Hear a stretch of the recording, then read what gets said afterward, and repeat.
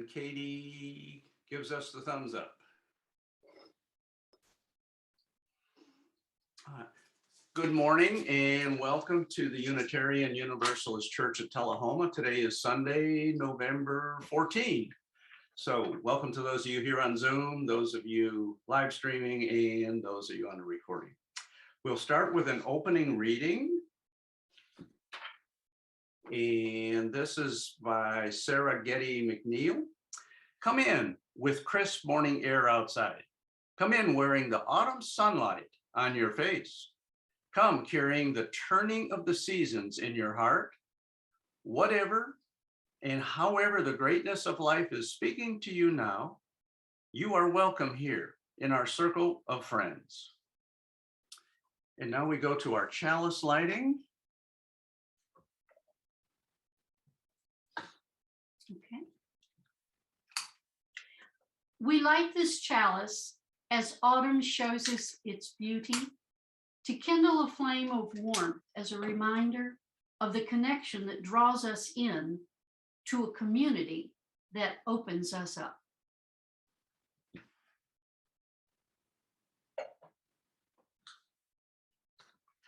Now for announcements. So if you have an announcement, just raise your hand and I'll call on you, and we'll, as the hands come up, we'll go through the announcements. So who has an announcement? Chuck. Once again, our Thursday night discussion group will meet on Thursday night via Zoom at 7 o'clock. The plan is we after we chat a little while, we watch a TED Talk and discuss it. And we most likely this week will do it's Al Gore's latest climate change TED Talk, which is how to make radical climate action the new normal. So if anyone wants to join us and doesn't have the link, you can ask me or Rick or, well, Tony's not here, or Patty for the link, and we'll send it to you. Just let us know. All right. Thank you, Chuck. Other announcements? I have one. Okay, Ricky, go ahead. Just a reminder, this upcoming Saturday on November 20th down here in Fayetteville, we're doing a veterans charity disc golf tournament. If you want to come and play, you can play. If you want to come and watch, you can watch. Any support given is support taken. So I appreciate it. Anybody wants to take part, just let me know. All right, thank you, Ricky. All right, I have a couple of announcements. First of all, next Sunday will be our board meeting following the service. So around noon, we will have our monthly board meeting. And the second announcement is related to the COVID numbers. Chuck, thank you for continuing to track that and share that information with the board. Things were looking pretty good for a few weeks. Numbers were going down. Last week, it appeared things were kind of bottomed out and had plateaued. And yeah, they started to go up this week. So we don't know how long that upward trend will last, but right now the numbers here in our local 7-county region have turned and started to increase slightly. So that's what we got. Yes, Chuck, go ahead and elaborate. And I just wanted to add real quick on the when you look at it at a statewide or a national level, yeah, the numbers are headed back up a bit, and we're probably going to have a little bit more of a second Delta wave, but it shouldn't be nearly as bad as the first. The only issue, of course, is that it's going to delay the end of the Delta surge by probably a couple of months. Ooh, Okay, thank you, Chuck. Yes, Rick. Just recently saw in the news this morning that Russia and Germany have hit new all-time infection rates, and they're locking down. Mm-hmm. wow. Yes. Okay. Yeah, worldwide, it's still, parts of the world very, as Rick just pointed out, a lot's going on still. Other announcements. All right, that's it. So now we will go to our responsive reading. This is from the Buddhist teacher, Sharon Salzberg. Generosity has such power because it is known by the inner quality of letting go, being able to relinquish, to give up, to renounce, to give generously. These capacities spring from the same source within us.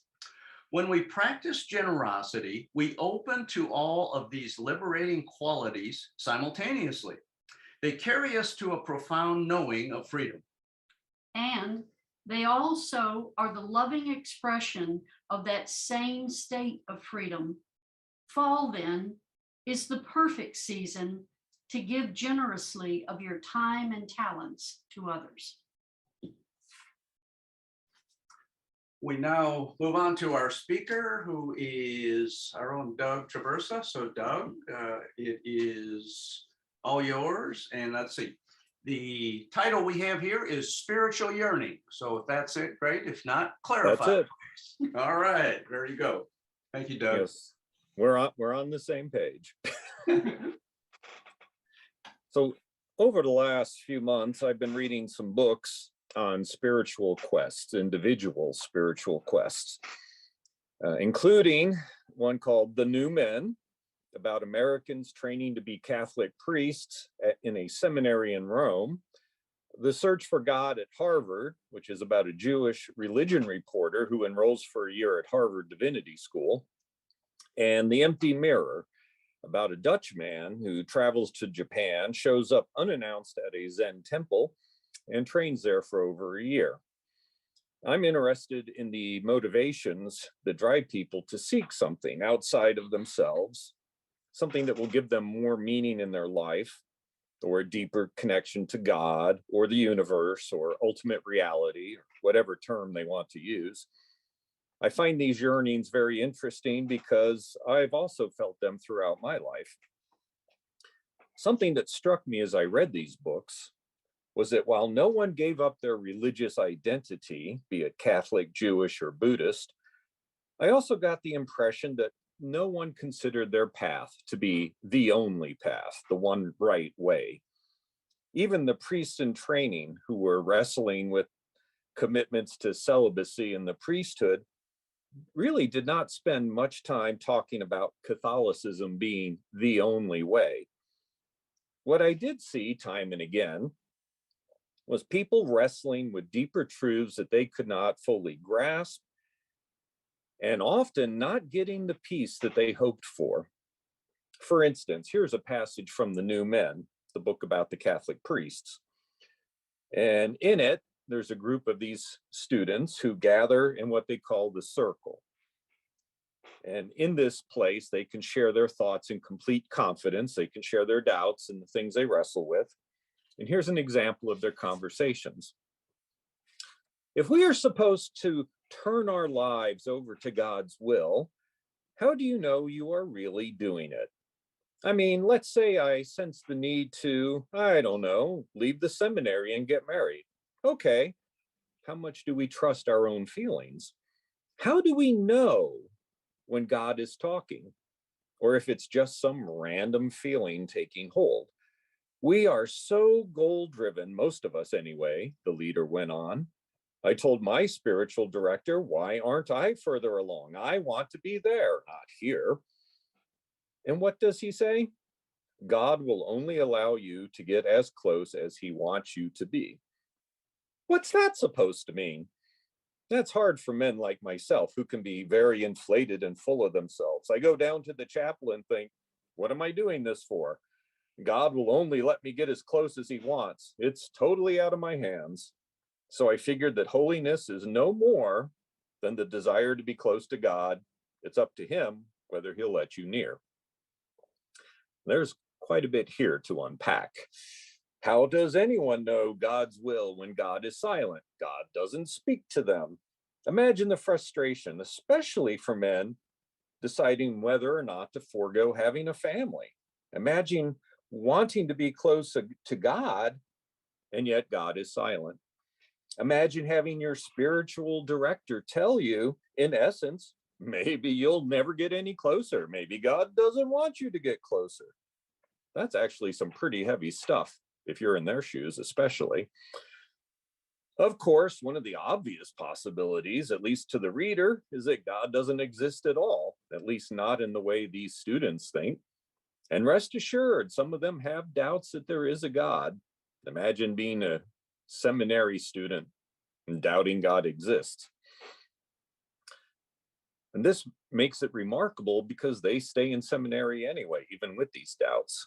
At least most of them did. In this book, by the way. The yearning here isn't even for something specific, just this general yearning to know God's will or be close to God, however you define God. None of these poor guys are able to simply decide what they want to do. It always comes back to seeking to know what God wants them to do, and God remains silent. But the book only covers the first year of seminary for these men.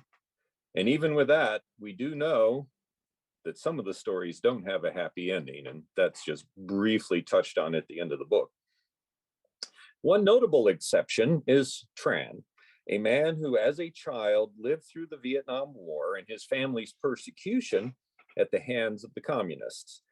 He's a minor character in the book, which is a shame because he's actually quite interesting, but because he seems to get along much better than most of them. And I quote the book now, little acts are important to him, contemplating a single bud or stopping everything just to savor the sound of the wind. This is how he copes. Concentrate on the small things, the ordinary pleasures. The mountain of problems in the United States does not block out the sun. Sounds like today.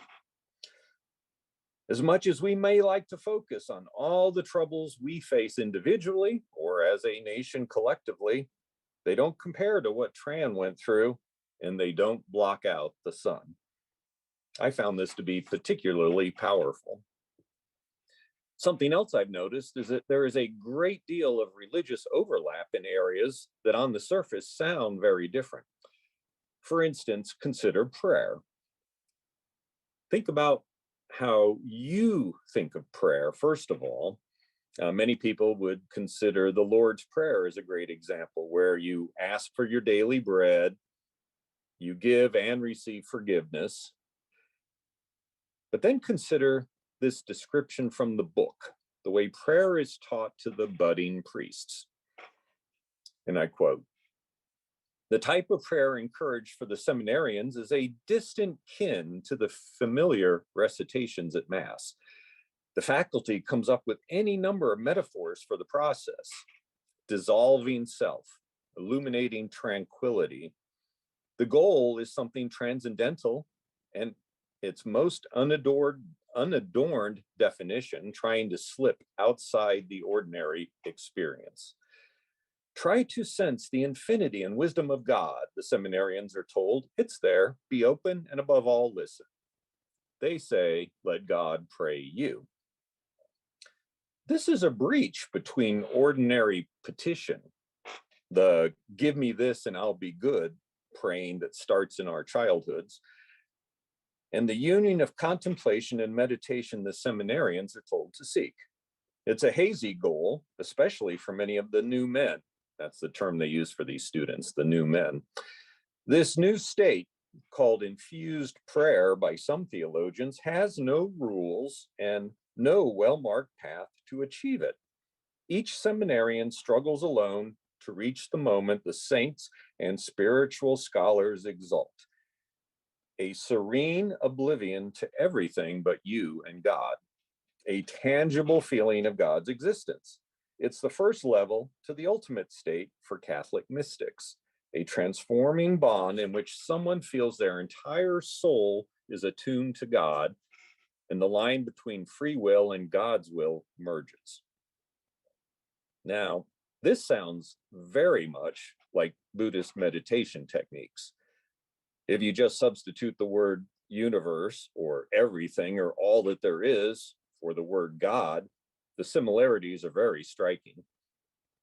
It's also completely unlike anything I was ever taught about prayer and my Christian upbringing, I think it's fair to say that in areas of higher education, in the religious realm, there are two approaches, indoctrination and exploration.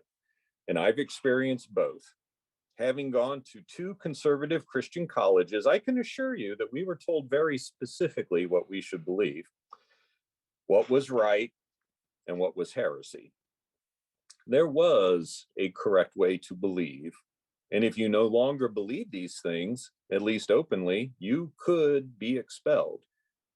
You could literally be expelled simply for not believing the right things. Then there were places like Vanderbilt Divinity School and Meadville Lombard Theological School, the UU Seminary in Chicago. And I went to both of these schools. Vanderbilt truly did not care what you believed, but they did try to help you understand why you believed what you believed. I mean, they hammered that class after class after class. What are your assumptions? Why do you believe what you believe? Are you open to looking at other evidence? Meadville Lombard also allowed you a great deal of leeway.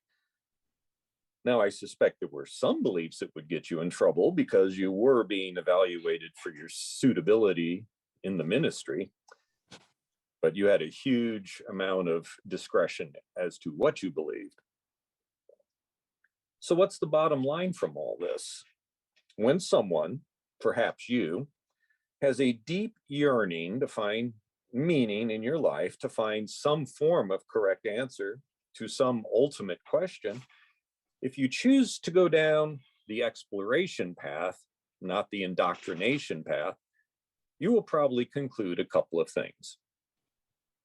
First of all, the leaders aren't so much interested in giving you the correct answers as in forcing you to radically change the way you think, the way you perceive things, and the way you value things. This process is not a checklist of do's and don'ts, or believe this and not this. There is no list of things that you must ultimately convince yourself of to be acceptable. And this brings me to point two. The process of education in the exploration path, not the indoctrination path, because they'll tell you everything they want you to believe. But if you're exploring, this process can be very frustrating unless you allow for a lot of time and a lot of ambiguity and a lot of change in your life.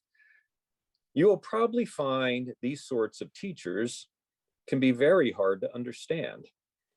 They probably won't give you clear answers, and they will demand a great deal from you. And by that, I mean, finding meaning, finding your answers requires that you do the work.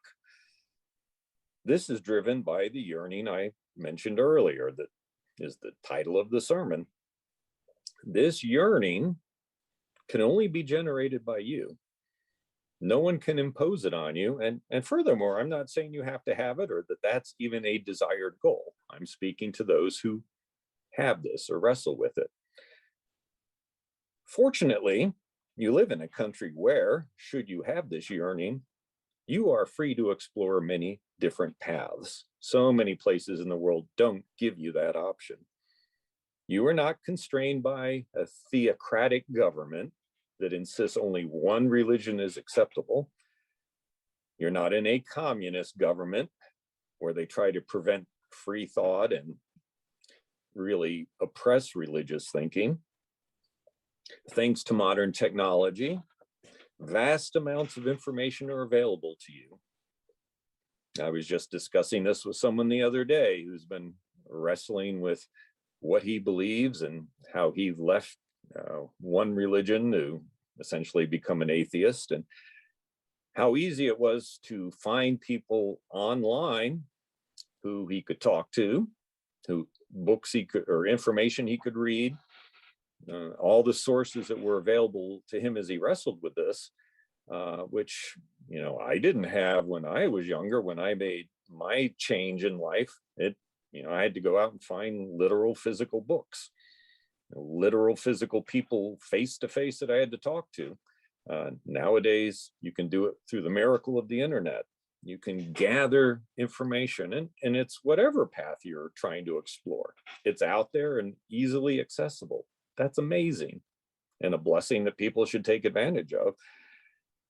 Being in a Unitarian Universalist congregation, you can explore these paths while remaining a part of the same congregation.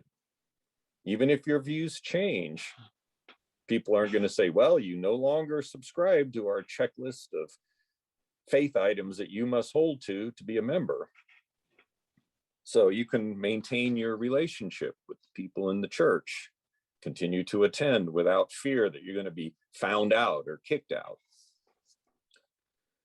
I guess my final thought about all this is surprised at how few people take advantage of all we have available for such quests, and how unwilling many are to view things from a different perspective. So many people are content in where they are, and by the way, content to judge others with minimal knowledge of truly what they believe.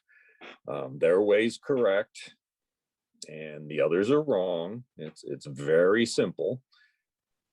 And they are simply not willing to make the effort to really dig deep and see if what they believe makes sense, if what others believe is really what they think they believe, or if there's any value there. For instance, last spring, we were having a yard sale with my parents. And my mother had commented several times on how nice the weather was. And it was a perfect day for yard sales. And she had prayed for dry weather. And I said, because I am what I am, what about the people who need rain? You know, your prayers don't happen. That's what I said.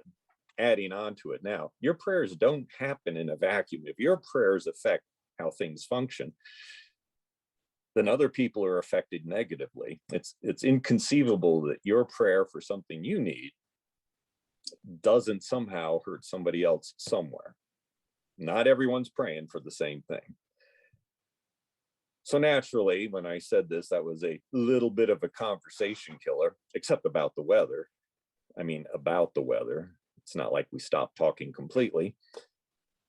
But you see, if prayer to you is, I need something, isn't it probably true that your prayer is also saying, deny it to somebody else? I need a good parking spot. So somebody else better not get that good parking spot. So this is just one small example of the many blind spots we all have.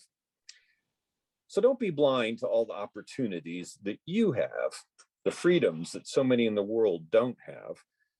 Explore, study, experience all that the world has to offer. Open your mind to new ways of thinking and strive to be the best you can be. And we'll talk more about it in the next hour. Thanks. Thank you, Doug. Thanks. We will now go to our closing. And we will mention what next week is. Okay, our closing reading, and then I've got two short announcements afterwards. Okay. As we leave this friendly place, love, give light to every face. May the kindness which we learn light our hearts till we return. So just two quick announcements. Next Sunday, our speaker will be Rabbi Rami. Hannah and her sons, who are you willing to sacrifice for the sake of your God? So that's next Sunday. And also, in case you haven't noticed, Peter Solis has joined us. Welcome, Peter. It looks like you landed. I sure All did. right. It is 10:41, 10:51. We'll be back. So 10 minutes of